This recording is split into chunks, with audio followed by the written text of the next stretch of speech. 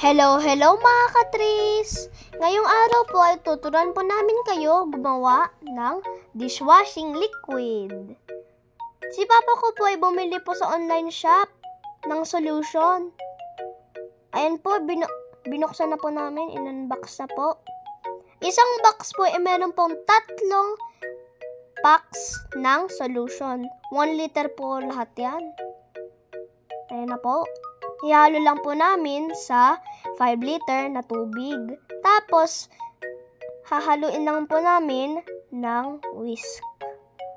Yan na po, tinanggal na po si Papa ko sa box.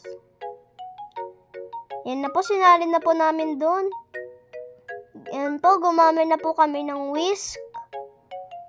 Pwede naman po yung whisk na di na po ginagamit sa pang-bake or sa pagluto. Basta meron lang po kayong whisk. Ayan na po. Hindi po masyado siya sticky, kaya po, pag nalagyan lang po kayo sa kamay, pwede naman po hugasan. At di naman po to stick talaga dun sa kamay nyo. Pag hinugasan naman po, ay mawawala po agad.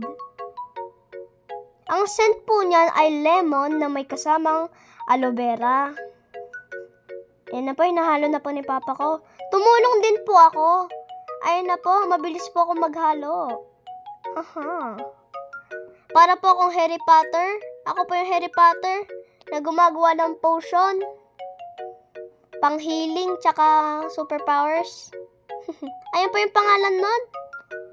Fave Instakit.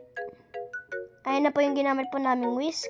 Maghihintay lang po kami ng 3 hours bago pwede na namin ilagay sa empty bottles. Tapos, ibibigay lang po namin sa mga kapitbahay po namin. Ayun na po. Nagdilig na lang po ako para hindi na po ako mag-cellphone. Ayun na po. Sumasayaw-sayaw din po ako.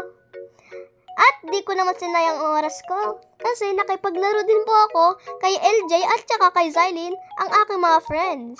Ako po yung nagmamagaling na kumuha po ng ball. Pero hindi naman po. Ayan na po. Na-stuck po dun sa kapitbahay po nila.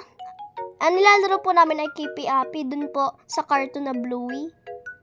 Ayan po. Naghahabulan na po kami. Ayan na po. Sinali na po namin. Ayan na. Tapos, ibibigay lang po namin sa mga kapitbahay po namin. Ayan na po, yung sinalinan naming bottles. For sale po yan na 20. Joke lang. Thanks for watching. Don't forget to subscribe.